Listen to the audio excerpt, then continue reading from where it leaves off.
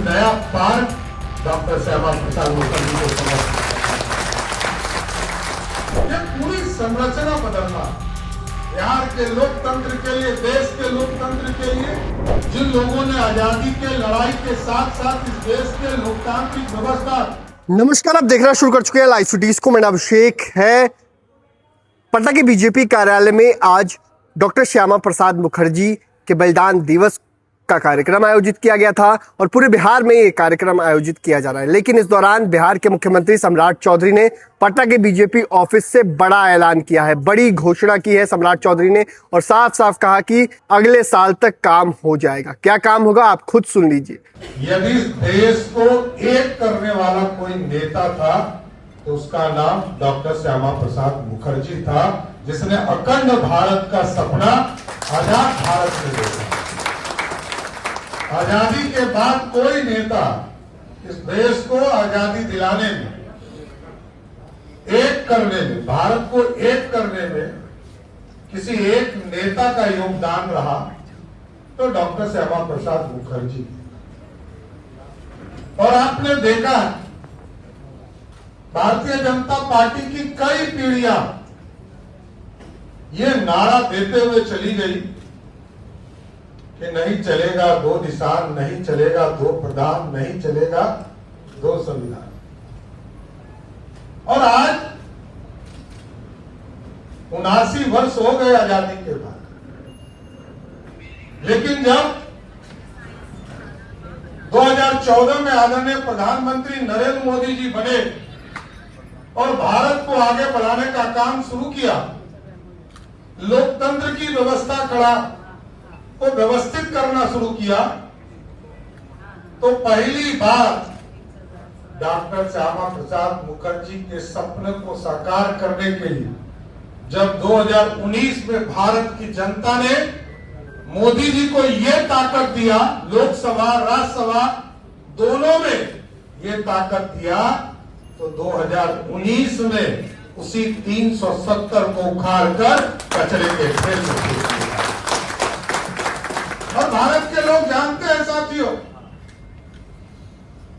Bharatiya Janata party, भारतीय जनसंघ इस party के लिए सर्वप्रथम देश है, तब व्यक्ति, पार्टी और तब व्यक्ति है। पार्टी का विलय इस देश में जब इमरजेंसी 25 तारीख को हम लोग मनाएंगे, इमरजेंसी दिवस, आपातकाल दिवस, उस दिन और विस्तार से हम लोग बताएंगे। लेकिन आप सोचिए, जब इस देश में लोकतंत्र खतरे में गया, तब जनसंघ के लोगों ने इस देश में देश को बचाने के लिए अपने आप को विलीन कर दिया और जनता पार्टी में शामिल हुए। 1980 में भारतीय जनता पार्टी बनी, कई समझौते हुए, इसमें कहीं दो मत नहीं।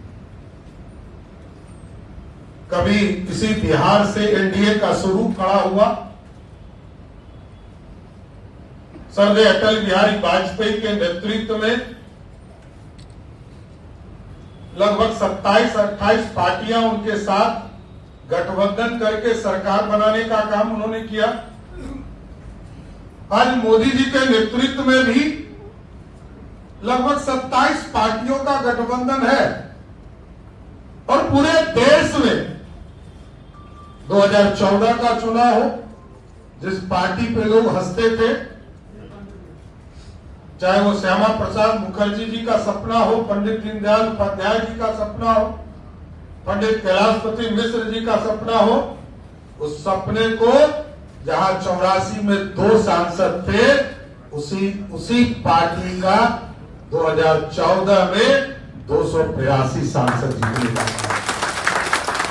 और आज भी देश में 12 साल से आदरणीय प्रधानमंत्री नरेंद्र मोदी जी के नेतृत्व में भारत की सरकार चल रही है साथ। और आप जानते हैं कि इस देश के लोकतंत्र में ये पहले प्रधानमंत्री हैं जो सबसे लंबे समय तक उस दिन एक भव्य नया पार्क डॉक्टर श्यामा प्रसाद मुखर्जी को समर्पित करना है।